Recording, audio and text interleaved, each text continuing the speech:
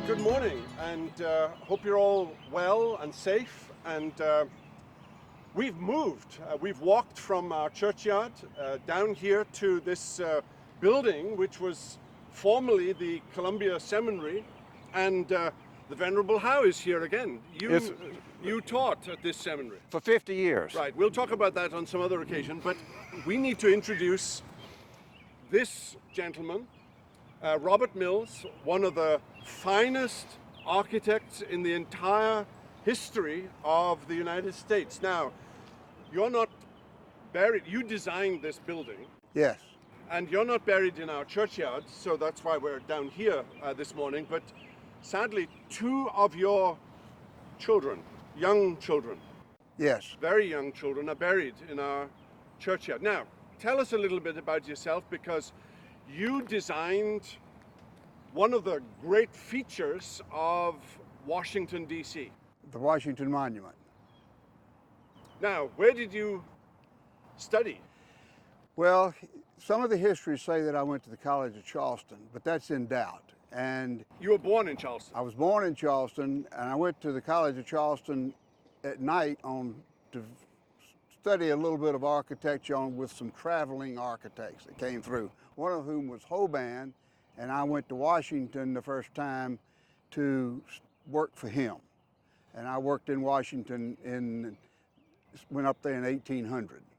Now, how long did it take to build the Washington Monument? Well, quite a while. It was interrupted by the Civil War, and it was started before the war and not finished until afterward. Were you still alive when it was actually finished? No, I died in 1855. I died 10 years before the war was over. Now, Now, Dr. Dunlap, you were dead by the time Robert Mills yes, was doing we his didn't know work. each other. We've only introduced each other But today. he is a big deal. How big? He is the finest architect, and he's probably the premier person who was a member of our church. He was an elder at our church, First Presbyterian Church. And where did you live? In Columbia, Yes. I We don't know. I don't recall. It's been 200 years almost. So tell us about this building. What's remarkable about this building from an architect's point of view? Well, it's a classical style, and it has what we called in those days a raised basement. And that basement is raised, and the church, the building itself, really starts at the porch level. There spaces below it are basement, kitchen, storage area, and so forth.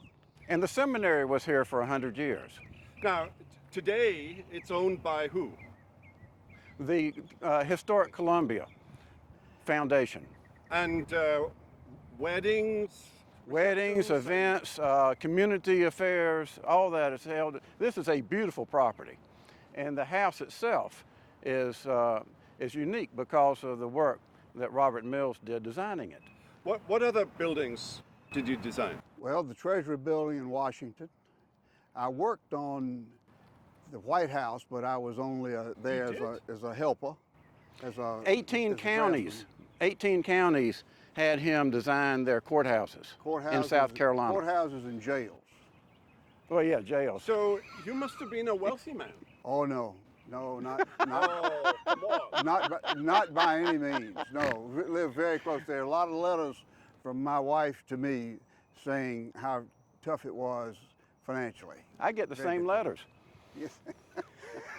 Well- The building started we started in 1823, and I died in August, or Ainsley Hall died in August of 1823, and my wife was left with the job of finishing it.